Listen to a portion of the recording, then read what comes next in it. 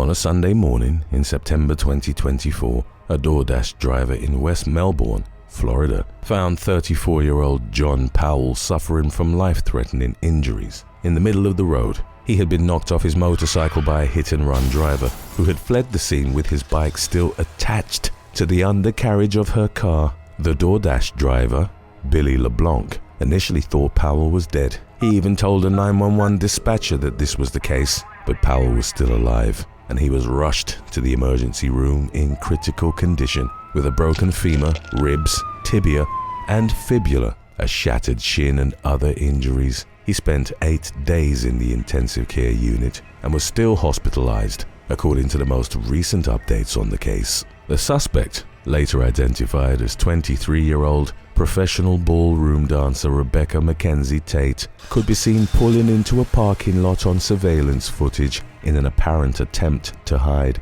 She tried unsuccessfully to remove the motorcycle from beneath her vehicle, then made a phone call and was picked up by someone. Tate was charged with 1 count of leaving the scene of a crash with serious bodily injury and 2 counts of attempting to destroy evidence. She pleaded not guilty and was released from the Brevard County Jail on bonds totaling $17,500. Shortly after her arrest, her Instagram posts were flooded with angry comments from people who did not hold back their words about their very low opinion of her. Tate has since deleted her account and her criminal case is ongoing. Speaking with Fox 35 from his hospital bed, Powell said he wanted to know why the person who hit him would leave him in the street to die. He faces a long road to recovery and may still need future operations after undergoing several surgeries, and he may suffer permanent damage, but he's happy to be alive and grateful to LeBlanc for stopping and calling for help. Number 13. Lamont Pride.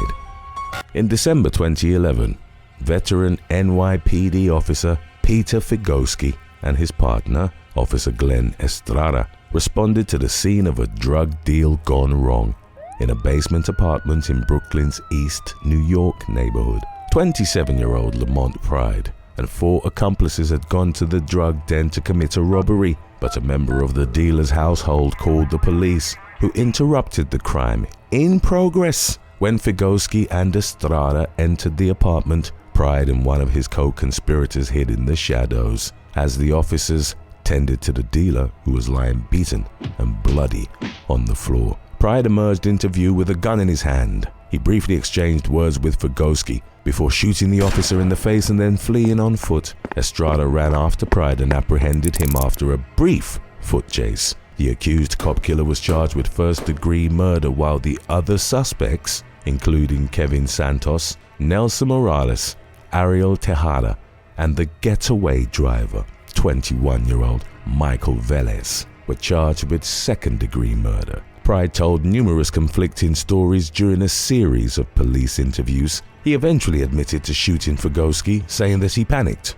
and unintentionally pulled the trigger when he clutched the weapon in his hands in preparation to run from the scene. During Pride's trial in early 2013, prosecutors argued that he killed Figoski on purpose, while Pride claimed that the killing wasn't intentional. Much to the dismay of Figoski's loved ones, friends, and the law enforcement community, the jury found Pride guilty of a lesser second-degree murder charge. He receives the maximum sentence of 45 years to life, and the fallen officer's supporters have vowed to urge the parole board not to free him when he becomes eligible for release in the year 2050. Accused getaway driver Michael Velez was acquitted, while Ariel Tejada agreed to testify against the other defendants in exchange for the murder charge against him being dropped. Kevin Santos and the botched robbery's alleged mastermind, Nelson Morales, were convicted of second-degree murder and sentenced to 20 years to life, along with a 25-year concurrent sentence for burglary.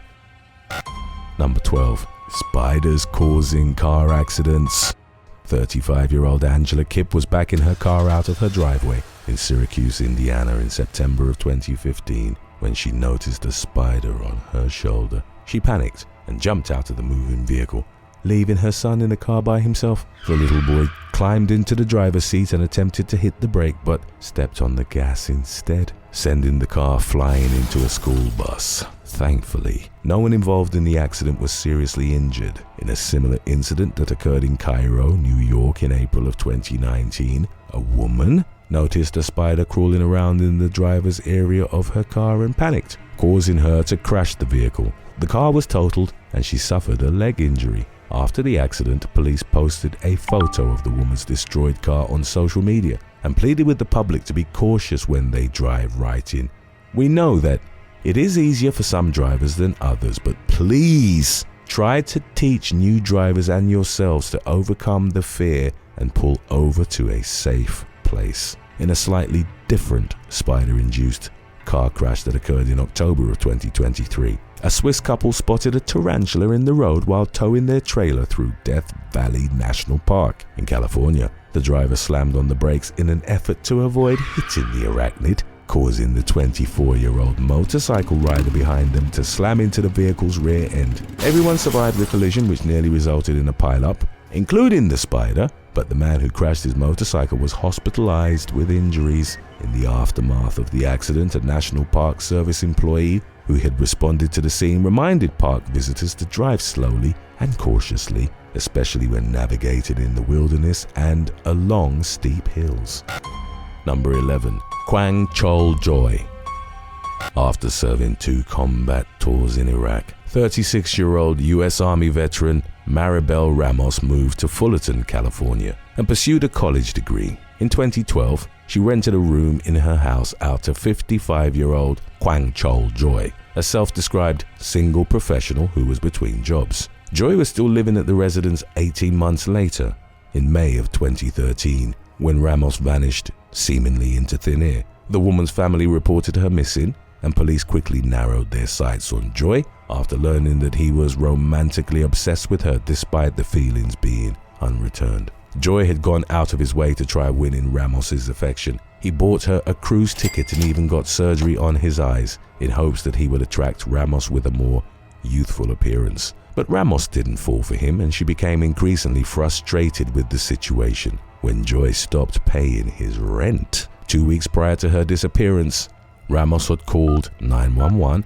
after an argument with Joy, saying she felt unsafe. 2 weeks after she vanished, her remains were found in a shallow grave in the Santa Ana Mountains.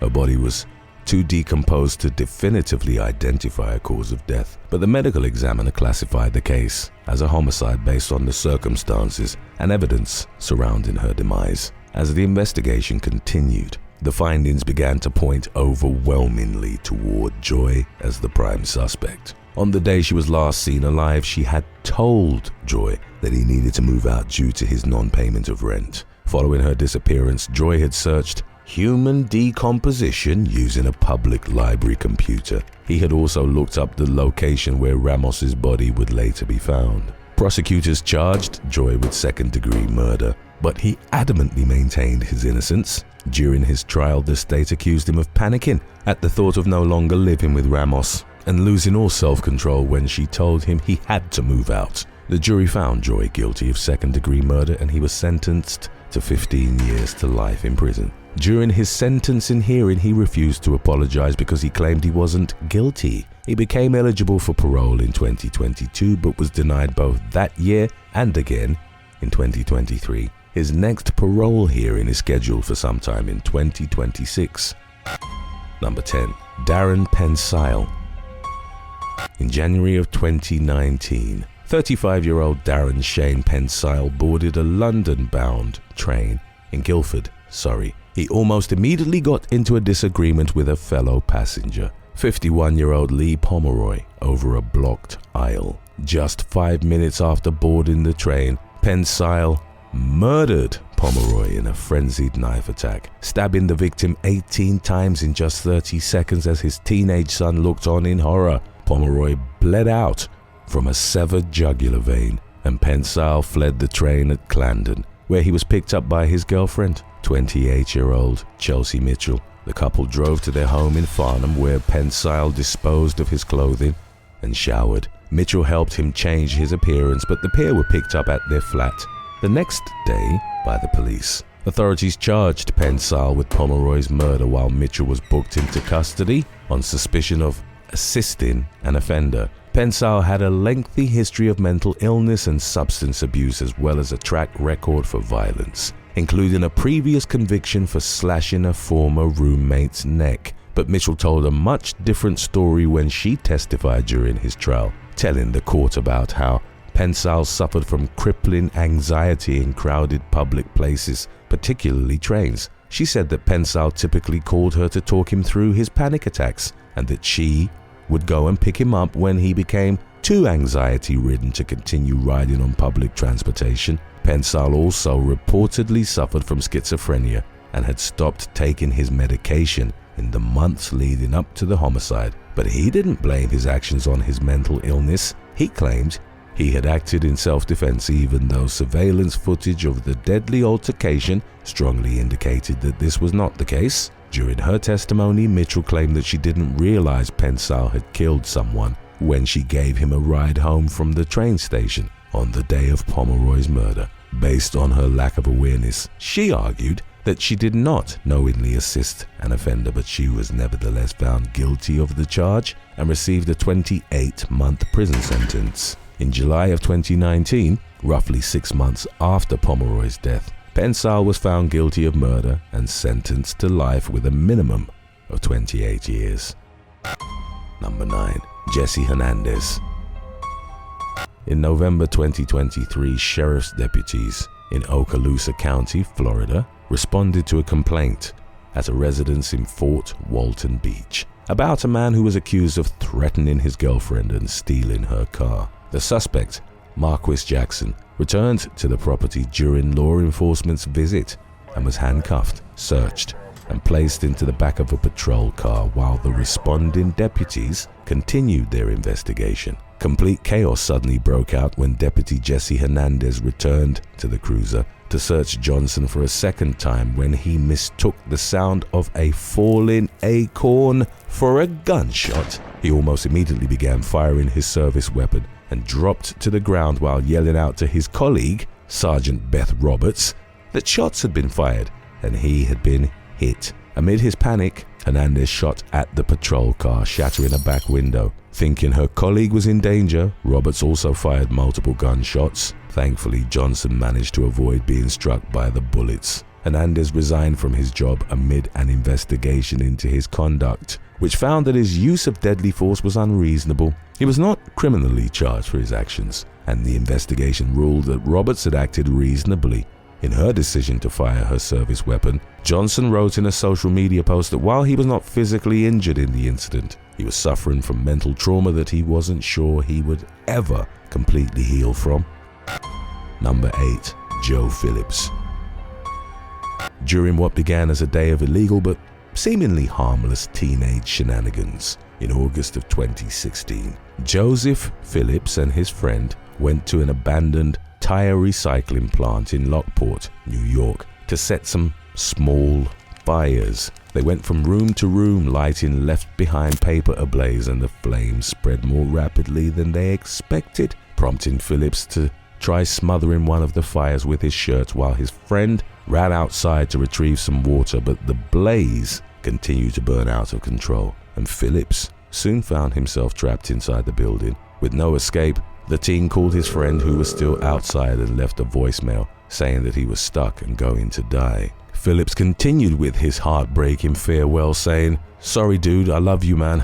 I never thought I'd die this way." He then ended the call and he never emerged from the building, which became completely engulfed in flames as the fire raged for 3 days, spreading across 4 buildings on the 15-acre property and filling the sky with a massive cloud of black smoke. It was the largest fire in Lockport's history, causing $13 million worth of damage and temporarily forcing the evacuation of around 200 households. Phillips's family held out hope that he had possibly somehow survived until his remains were found among the wreckage, confirming the heartbreaking reality that he had burned to death. His friend never called 911 despite knowing that he was in urgent need of help, and the team was charged with 9 counts, including criminally negligent homicide. He initially claimed that Phillips was responsible for setting the fire that consumed the building, but prosecutors accused him of being a willing participant in the arson. The young man ultimately pleaded guilty to arson and burglary in exchange for the rest of the charges being dismissed. He was sentenced to a year of probation due to his age at the time of the tragedy and was ordered to undergo inpatient psychiatric care until the doctors treating him decided that he was well enough to be discharged. Number 7. Christopher Hoops. Early one morning in May of 2022, 36-year-old Christopher Hoops was startled awake by a noise at his Temple, Arizona home. He grabbed his 9mm handgun and fired 2 shots from his bed, then dialed 911 and told the dispatcher that he had shot his wife, 25-year-old Colleen, after mistaking her for an intruder. Emergency responders arrived at around 3:45 a.m. and rushed Colleen to the emergency room, where she died from a bullet wound to the chest. Originally from Rochester, New York, the young woman was a professional ballet dancer who rose to some of the profession's highest ranks during her short lifetime. She had joined the Arizona Ballet Company in 2017 and had participated in at least a dozen performances in the 5-year period leading up to her untimely passing. Colleen and Christopher had been married for around 2 years when the shooting occurred, and Christopher's claim about mistaking his wife for an intruder fell under heavy scrutiny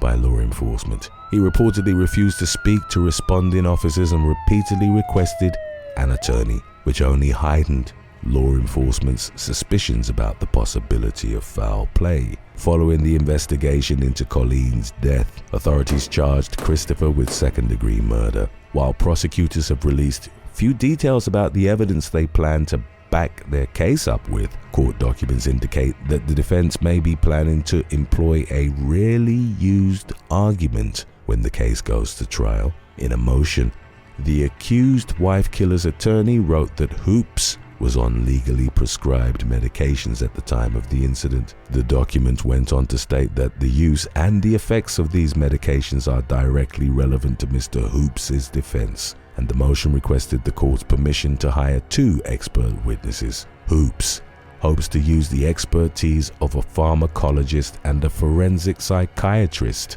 to educate the jury on his mental state and the effects of his medications at the time of the shooting. While the defense has declined to comment to the media, legal experts speculate that Hoops may be planning to use a defense known as involuntary intoxication, which often serves as a basis for a defendant's claim that they were simply following their doctor's advice when they took a medication that had an adverse effect on their mental state. The case is currently waiting to go to trial after being delayed several times, and it's unclear whether a date has been set. Number 6. Jerry Lee Fallen. Shortly after 6 p.m. one evening in April 2024, Indianapolis police responded to a reported shooting on the city's southwest side. Officers arrived to find 39-year-old Dustin Subea shot to death outside his home. Suspecting that the shooter was inside the residence, police set up a perimeter and obtained a search warrant, but they found the home empty when they went inside. Based on the evidence and information indicating that the shooting had occurred during an argument, investigators treated the case as a homicide. With help from the community, they located the suspect, 63-year-old Jerry Lee Fallen, and arrested him on suspicion of murder. According to court documents, Subea had been called over to Fallen's residence to help calm him down during a panic attack. After the panic attack was over, Fallen allegedly followed Subea to his home and started an argument with him. A witness implicated Fallen in the crime, telling detectives that they saw him shooting Subea from the front porch of the home, and the killing was reportedly captured on home surveillance footage. Fallen told police that his gun kept jamming and that it took him 3 times before he was able to shoot the fatal bullet. For this reason, prosecutors argue that Fallen had plenty of time to rethink his decision to resort to deadly aggression. He's currently awaiting his next court date from behind bars at the Marion County Jail. Number 5. Patricia Blanchard. 70-year-old Patricia Blanchard of Solvay, New York, was literally nearly scared to death when a bullet struck the windshield of her car in the city of Syracuse in September of 2019. A car followed her aggressively as she rushed to get on a nearby highway, but she was unable to lose the pursuing vehicle before someone in it shot out her passenger side window. Blanchard was left so terrified by the incident that her blood pressure skyrocketed, tearing a hole in her aorta. Once it was safe to do so, she pulled into a store parking lot and called her daughter and an ambulance. During the ride to the hospital, she was clinically dead, but emergency responders and doctors managed to bring her back to life. Medical staff couldn't figure out what was wrong with Blanchard at first. Her daughter later told CNY Central that the elderly woman was sweating but cold to the touch and that her lips were turning grey. Blanchard was transferred to another hospital with better qualified specialists and underwent surgery to repair the damage to her aorta. She clinically died for a second time while on the operating table, but ultimately managed to pull through. The doctor who performed the procedure told the news outlet that a medical emergency like Blanchard's is extremely rare. He said that it was probably the only time in his career that he had experienced a patient's aorta being torn from extreme hypertension. After spending several weeks in the hospital, Blanchard received a clean bill of health and resumed her normal activities, including a part-time job. Speaking about the impact the near-death experience had on her, she said, "There must be something that I'm supposed to do, and I need to make sure it is something good that benefits someone else." Number 4. Peter Liang. A New York City family was rocked by tragedy just days before Thanksgiving in 2014 when 28-year-old Akai Gurley was shot by an NYPD officer in the hallway of an apartment building in Brooklyn's East New York neighborhood. The young father and a female friend were ascending a pitch-dark 7th floor stairwell when a light bulb had burned out when they crossed paths with two cops who were tasked with patrolling the building. Rookie Officer Peter Liang opened the door to the darkened stairwell from one floor up and discharged his gun. The bullet ricocheted against the wall and struck Gurley in the chest. Unaware that he had gotten shot and alarmed by the gunfire, he ran down several flights of stairs before collapsing on the building's 5th floor and dying from his injuries. Gurley was unarmed and posing no threat to the officers when the shooting occurred, and no words were exchanged between the two parties prior to the shot being fired. Liang claimed that he had accidentally fired the bullet after hearing a noise, but an investigation ruled that the trigger could not have been pulled unintentionally. Based on the evidence, it seemed as though the officer had gotten spooked by the noise that he heard and fired the gun as a sort of knee-jerk reaction to the sound. Nearly 2 months after the incident, Liang was indicted on charges of manslaughter, assault, and 3 other criminal counts. He maintained that the shooting was a tragic accident, arguing through his attorney that he certainly had not meant for the bullet to ricochet and strike Gurley, regardless of whether or not he pulled the trigger on purpose. In February 2016, Liang was convicted of manslaughter and official misconduct, resulting in his immediate dismissal from the police department. He was facing anywhere from 0 to 15 years in prison, but his manslaughter conviction was reduced to criminally negligent homicide 2 months later, resulting in a 5-year probation sentence along with 800 hours of community service. Number 3. Harlem Lewis III. A routine traffic stop in Bel Air, Texas, took a needlessly deadly turn on Christmas Eve in 2012, when 21-year-old Harlem Harold Lewis fatally shot a police officer and a civilian following a high-speed pursuit. He had been pulled over shortly before 9 a.m., but instead of cooperating with the officer, he sped off after losing control of his vehicle and crashing into a garbage dumpster.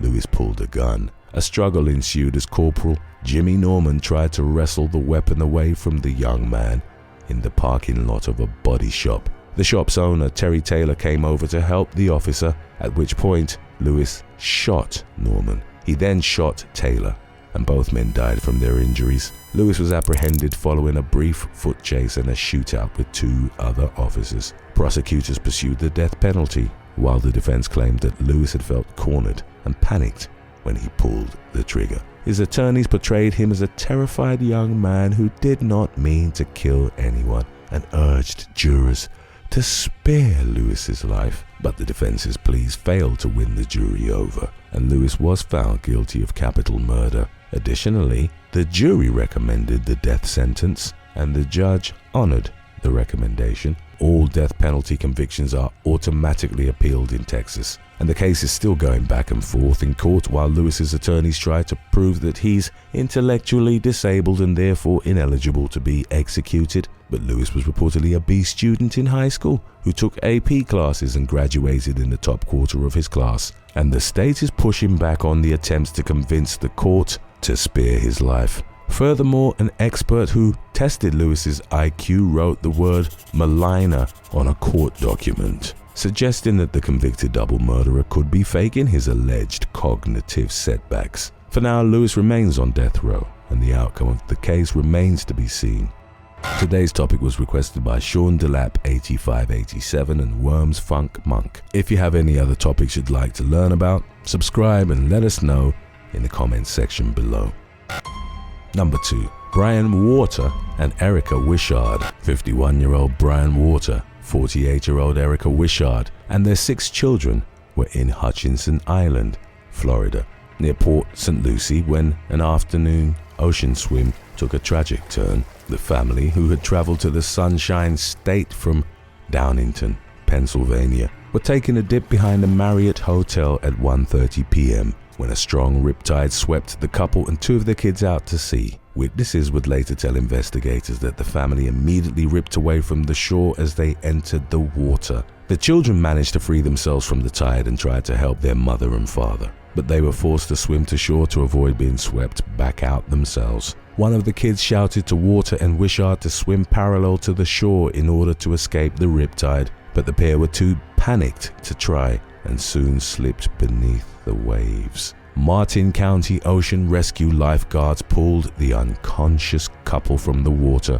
and attempted to perform CPR. Efforts to revive Water and Wishart continued during the ambulance ride to the emergency room and at the hospital, but it eventually became clear that there was nothing more they could do. Friends and family back home in Pennsylvania were shocked and devastated by the news of the couple's deaths. The two had reportedly been dating for a few years and seemed genuinely happy together. They had traveled to Florida with Water's 2 children and Wishart's 4 children from previous relationships and had entered the water despite a red flag being in place to warn beachgoers of strong currents and a rough surf. It's likely that the couple didn't notice the red flags from the private and unguarded beach where they were swimming, which was several hundred yards from the nearest lifeguards or flags. After the drownings, lifeguards upgraded the warning level to double red flags, which meant that swimming was banned entirely until the water became safer. The deaths served as a tragic reminder of how important it is to stay informed about Florida's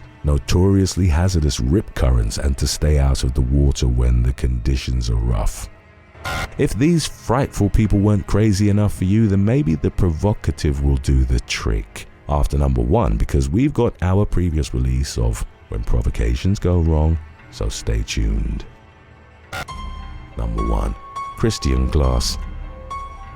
Late one night in June of 2022, 22-year-old Christian Glass accidentally drove off a dirt road in Clear Creek County, Colorado, and got his SUV stuck in the mountain town of Silver Plume. He dialed 911, and the dispatcher noticed that he seemed paranoid and terrified, saying that he didn't like the town he was in and that he wasn't going to be okay on his own. Glass stated that his vehicle had become ensnared in a trap and apologetically pleaded for an officer to be dispatched to the scene, stating, "I love you. You're my light right now. I'm really scared. I'm sorry." He warned the 911 dispatcher that he had some knives and a hammer in his SUV and offered to throw the items out of the vehicle so the responding officers didn't think he was going to use them as weapons. Responding deputies told Glass not to throw anything out of his SUV and ordered him out of the vehicle, but he said he didn't feel comfortable doing so and kept his windows up and his doors locked. For over an hour, he peacefully disobeyed the deputies' commands to exit the SUV while keeping his hands in sight to show that he wasn't doing anything dangerous. He also made a heart shape with his hands and blew a kiss to a deputy. Officers from at least 5 more agencies responded to the scene as the confusing exchange continued. At one point, a Colorado State Patrol sergeant told some responding troopers that Glass hadn't committed any crimes and there was no reason to continue engaging him. But other members of law enforcement who were at the scene apparently felt differently. One officer got on the hood of Glass's SUV while others smashed his passenger side window. Glass grabbed a knife and refused to put it down even when officers shot bean bags into the vehicle and tased him, prompting Clear Creek Deputy Andrew Buin to fire several shots with his service weapon. The young man died at the scene, and authorities initially claimed that Glass had tried to stab a deputy, although this did not appear to be the case in body cam footage. Deputy Buin returned to work just days later while Glass's parents accused him of murdering their son and demanded justice. After seeing the body cam video, many people agreed that the police had used excessive force. Buin was eventually fired for unrelated reasons but was never criminally charged. Various local governments and agencies agreed to pay the Glass family a $19 million civil settlement, amounting to the largest payout of its kind in the state's history. To prevent a similar tragedy from occurring in the future, the local sheriff's office formed a crisis response team, and various law enforcement agencies in the region agreed to improve their crisis intervention training. MMA fighter Joe Schilling knocked someone out at a bar in Fort Lauderdale, Florida, following a confrontation with another patron in June of 2021. 37-year-old Schilling reportedly tried to get around a man named Justin Balboa, whose position at the bar was blocking the pathway for other patrons and employees. 31-year-old Balboa bumped into Schilling, but the former reportedly apologized. Schilling acknowledged the apology while continuing to walk away, but Balboa then called out to him. Although it was unclear what was said, Schilling turned around and the pair exchanged a brief back and forth. Balboa then appeared to flex his muscles at Schilling, who responded by punching him twice in the face. Balboa collapsed to the floor as other customers gasped in shock. Following the incident, Balboa filed a lawsuit against Schilling seeking damages up to $30,000 while claiming that he was viciously attacked, physically struck and assaulted. Schilling was facing criminal charges of battery and negligence. He claimed that Balboa had made him fear for his life and he was only acting in self-defense. He also alleged that the man was making racist remarks to bar staff. Nearly 2 years later, a Broward County Circuit Court judge ruled that Schilling had, in fact, acted in self-defense. The court found that he'd only used enough force to neutralize the threat and was therefore entitled to immunity. Number 10. William Alexander Atkinson. On September the 21st of 2021, 34-year-old William Alexander Atkinson brutally assaulted his wife of 3 years after she FaceTimed him while having intercourse with another man. The 32-year-old woman's extramarital encounter occurred inside a car that was parked near a hotel in Somerset, Pennsylvania. Upon receiving a series of explicit calls from his wife, Atkinson immediately went to her location to confront her, according to a felony complaint. When he arrived, he found his wife and her male lover and proceeded to punch and kick her. Atkinson also struck the man, prompting him to flee the scene. The attack left the woman with severe bruising. A witness called 911 claiming to have seen Atkinson kicking the woman. When police arrived, Atkinson was lying underneath a parked vehicle while the woman, who was bleeding profusely from her face, nose, and mouth, cried out for help. Atkinson told officers that his wife had been egging him on with the explicit video calls. He also claimed that he'd only hit his wife with an open hand, not with a closed fist. The woman, whom police said was very intoxicated and uncooperative, was taken to a local hospital. Officers recovered one of Atkinson's shoes, which was soaked in blood. The man was arrested and booked at the Somerset County Prison in lieu of a $30,000 bond. He was charged with aggravated assault and reckless endangerment, which are felony and misdemeanor offenses, respectively. Number 9. A Cat's Revenge. A YouTube video posted on March the 16th of 2015 showed a man holding a guitar as he set up the camera to record him playing. When he went down to sit in his chair, however, he found that his cat was occupying it. The man then leaned closer to the cat and played a few loud notes to make it go away. Moments later, the guitarist pulled the cat up off the chair by holding the scruff of its neck. He then threw the animal to the ground and pushed it away before giving it a kick for good measure. As the man sat down and began strumming his guitar, the cat climbed the staircase behind him, where 3 potted plants were perched precariously above him. The cat subsequently knocked over one of the plants, which then crashed down on the man's head. He immediately stopped playing his guitar as he clutched his head in pain. When he looked up, the cat was gone and the video ended. Following its upload, the clip was viewed nearly 500,000 times. Number 8. Courtney Bowie. Courtney Bowie went viral on social media after she shared a video in which she knocked out her boyfriend, who apparently challenged her to a living room boxing fight. The video, which was posted on October the 14th of 2019, started as the couple were sparring with each other while friends watched. After Bowie's boyfriend landed a couple of strikes, she backed up laughing. As the man came in with a left jab, one of their friends shouted, "Hit him!" At which point, Bowie sidestepped and fired back with a blow that sent her boyfriend to the floor. She then fell to her knees and began to laugh in disbelief as the video ended. Number 7. Nicholas Demetres. North Dakota man Nicholas Demetres was arrested for provoking a Bismarck canine on the night of August 3rd of 2019. The 24-year-old was heavily intoxicated at the Elbow Room bar. He was reportedly asked to leave but refused. At around 12:30 a.m., police responded to the bar and found Demetres arguing with security. He asked the officers for a ride but was refused because there was a police dog in the back of the vehicle. Demetres approached the K9 unit squad car and punched the vehicle's back window. He was placed under arrest, then taken to a hospital for medical clearance. While at the hospital, he allegedly spat on an officer's arm. After he was released, Demetres was booked at the Burleigh County Detention Center on a charge of contact by bodily fluids. He was also charged with harassment of a law enforcement support animal, which was the first time that charge was handed down in the city of Bismarck, according to police. Number 6. Apollonia Nuncio. Texas teen Apollonia Nuncio from San Antonio used Brazilian Jiu-Jitsu to stand up to a school bully who was twice her size. Footage of the incident was posted to Twitter on February the 26th of 2023, and it subsequently went viral. The bullying had reportedly been going on for months, and Nuncio had tried multiple different ways to stop it, including ignoring the bully and telling a teacher. Nevertheless, the situation continued to escalate despite Nuncio's efforts. On the day of the viral encounter, the teen confronted her tormentor and used her martial arts training to place her in a standing rear naked choke. She then took the bully to the ground before transitioning into a tight belly down armbar. When the bully was completely neutralized, Nuncio released her from the hold. The vice president of talent relations for the UFC shared the video on his Instagram, pointing out that the bully chose the wrong person to pick on. Number 5. Old Man and a Bull.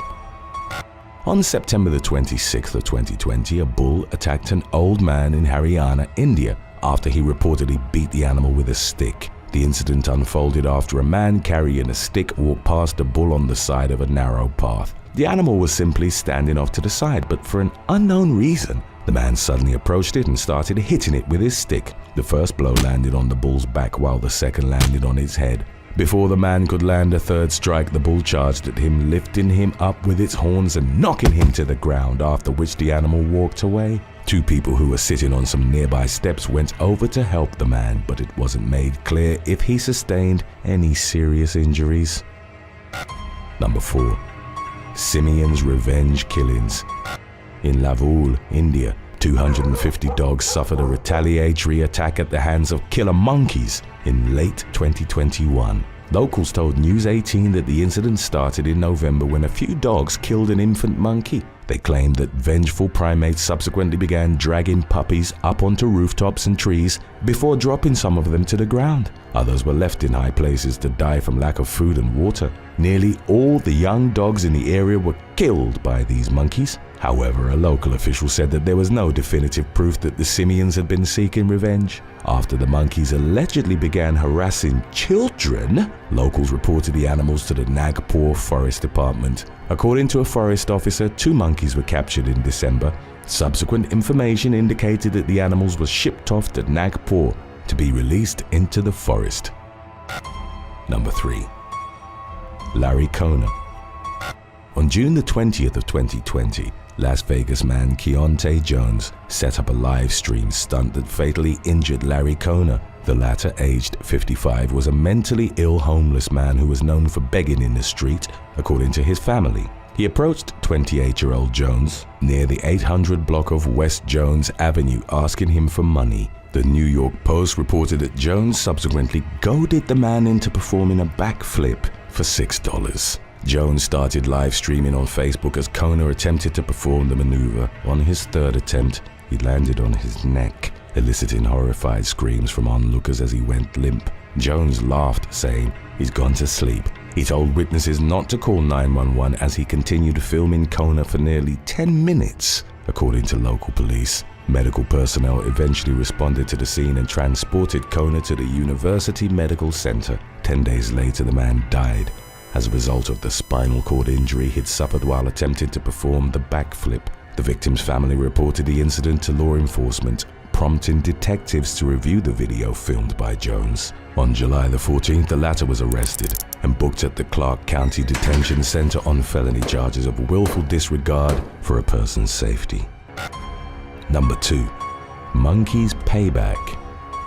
On January the 10th of 2011, the Daily Mail released an article about a street performer who whipped his monkeys, one of which ended up turning on him. The incident took place beside a street in Nanchang, China, where the man and his monkeys were putting on a performance. The man would reportedly tell the monkeys what to do by showing them hand signals. If they failed to act or made a mistake, they would get whipped. Eventually, one of the monkeys jumped up and yanked the man's hair. The man subsequently picked up his whip and cocked it back, primed to strike. The monkey grabbed a stick, squared up to the man, and made a flying leap towards him. Onlookers smiled and laughed as the monkey engaged in stick-to-stick combat with its trainer. Number 1. Girl in a Mexican zoo.